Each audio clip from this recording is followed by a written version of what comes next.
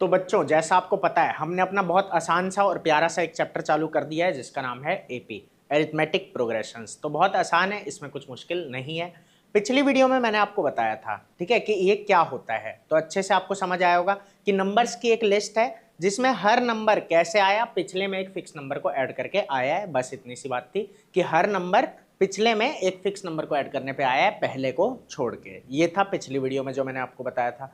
तो अब हम आगे पढ़ने जा रहे हैं, क्या क्या पढ़ेंगे अभी बताता हूँ। और जैसा मैंने कहा था 5 बजे वीडियो मिल जाएगी, तो 5 बजे मैंने वीडियो अपलोड कर दी है, तो डेली आपको 5 बजे वीडियो मिल जाया करेगी। कोई चिंता वाली बात नहीं है, सारे कॉन्सेप्ट एक एक करके सीख लेंगे। तो आ जाओ, अब आज क्या सीखने वाले हैं। तो आज मैं पहले आपको बताऊंगा टर्म क्या होता है, ठीक है। उसके बाद मैं आपको बताऊंगा ए क्या होता है, उसके बाद मैं आपको बताऊंगा कि डी क्या होता है, फिर हम सीखेंगे एन किसे कहते हैं, और फिर सीखेंगे ए एन किसे कहते हैं, ठीक है। ये सब हम आज सीखने वाले हैं। क्या क्या बोला मैंने कि टर्म क्या होता है, सबसे पहले तो कि हम टर्म किसे कहते हैं एपी में, फिर ए क्या होता है, ठीक है। उसके बाद क्या बोला मैंने कि डी क्या होता है, ठीक है। फिर उसके बाद क्या बोला मैंने एन क्या होता है, और फिर ए एन क्या होता है, ठीक है। तो ये सब चीज़ें हमें सीखनी है, तो अच्छे से सुनो, देखो और समझो, बहुत मज़ा आएगा, बहुत आसान है, कुछ इसमें मुश्किल नहीं है, ठीक है। तो पहले शुरू करने से पहले अब मैं एक एपी आपके लिए लिख देता हूँ। तो बच्चों मैंने आपके सामने एक प्यारी सी एपी लिख दी है। क्या है?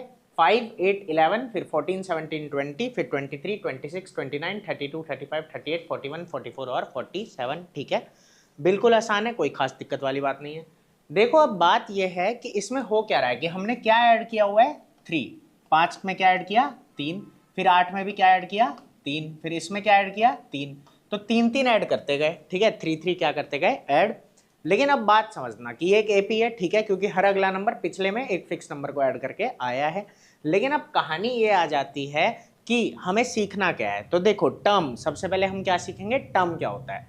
तो देखो जितने भी नंबर इसके अंदर हैं, जितने भी नंबर इसके अंदर हैं वो सभी टर्म है, उन सबको क्या बोलते हैं हम, टर्म, ठीक है। कि नंबर सी टर्म है, नंबर सी क्या है, टर्म, ठीक है। Each number of an AP, each number of an AP is known as term, कि सारी की सारी क्या होती है, टर्म होती है।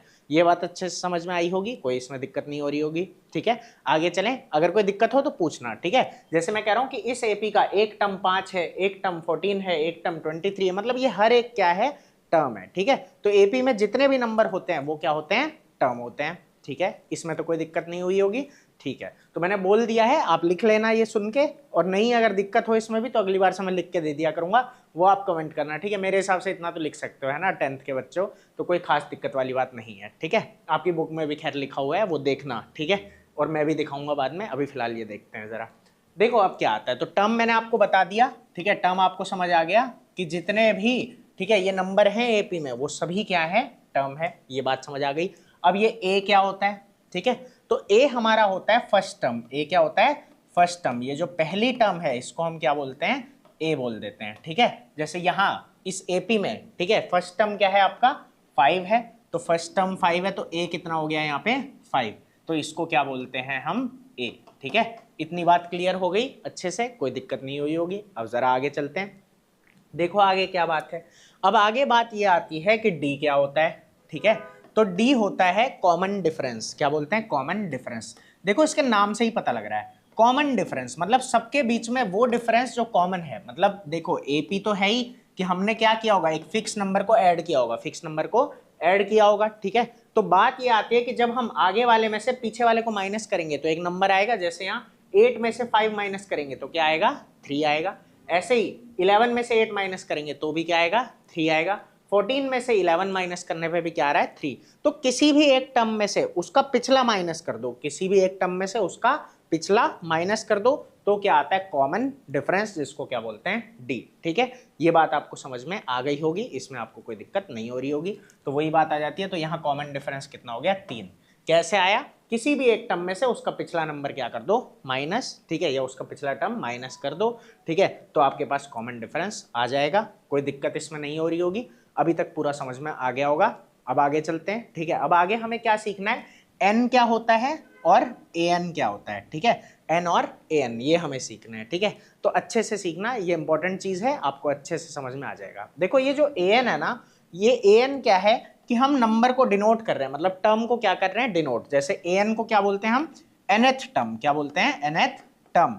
कि एनथ टर्म क्या है, एनथ टर्म क्या है, ठीक है। ये क्या होता है हमारा an, आराम से समझो, चिंता वाली बात नहीं है। अभी नहीं समझ आया होगा मुझे पता है, अभी बताता हूँ। देखो कहानी ये चल रही है कि an है यहाँ पे, ठीक है। अब an क्या है, nth टर्म। अब nth टर्म का क्या मतलब है, ये हमें कैसे पता लगेगा। तो देखो अगर मैं कहूँ आपसे कि 10th टर्म, क्या बोलूँ, 10th टर्म, तो ये जो आपके पास AP लिखी हुई है, इसमें 10वें नंबर पे कौन है, गिनते हैं चलो। 1 2 3 4 5 6 7 8 9 और 10। तो 10th नंबर पे कौन है यहाँ पे, 32 है, ठीक है। तो यही आपका क्या हो गया, 10th टर्म हुआ 32।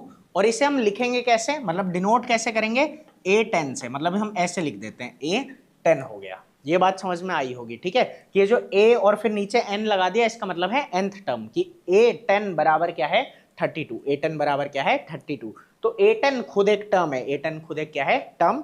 मतलब बेसिक बात यह है कि ये उस टर्म को डिनोट कर रहा है जो 10वें नंबर पे है।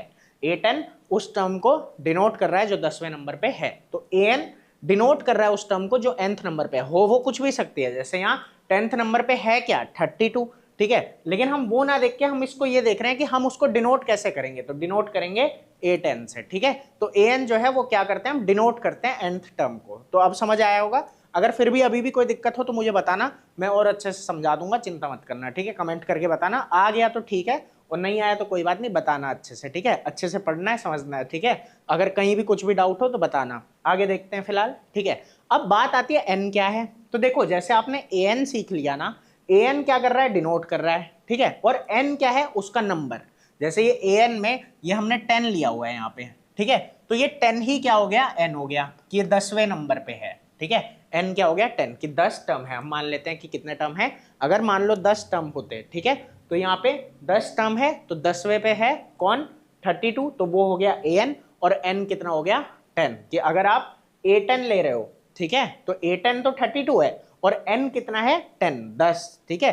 तो वो नंबर ऑफ टर्म है, ठीक है, नंबर ऑफ टर्म, n क्या हो गया, नंबर ऑफ टर्म। तो आपको ये बात अच्छे से समझ आई होगी कि n क्या है, कि कौन से नंबर पे है, n क्या है, कौन से नंबर पे वो टर्म है, ठीक है। और an क्या है, कि वो टर्म क्या है, वो टर्म क्या है। n क्या होता है, कौन से नंबर पे है, जैसे 10वें नंबर पे है, ठीक है। और an क्या होता है, वो खुद वो टर्म क्या है, खुद वो टर्म क्या है, जैसे 32, इस तरीके से, ठीक है। तो आपको ये बातें समझ आई होगी कि टर्म क्या होता है, a क्या होता है, d क्या होता है, ठीक है, n क्या होता है और an क्या होता है, ठीक है। अगर कहीं डाउट हो तो मुझे बताना, अच्छे से समझाऊंगा और, ठीक है। तो अभी के लिए इतना ही, फिर कल मिलेंगे जिसमें मैं आपको आगे की कहानी बताऊंगा जो कि बहुत मज़ेदार है, बहुत आसान है। तो फिर मिलेंगे अगली वीडियो में, अभी के लिए इतना ही। चैनल को सब्सक्राइब कर लेना ताकि आगे भी हम ऐसे ही मिल सकें, और वीडियो को लाइक और शेयर कर देना ताकि और भी बच्चे पढ़ सकें। तो चलो जाता हूँ, बाय बाय, टाटा।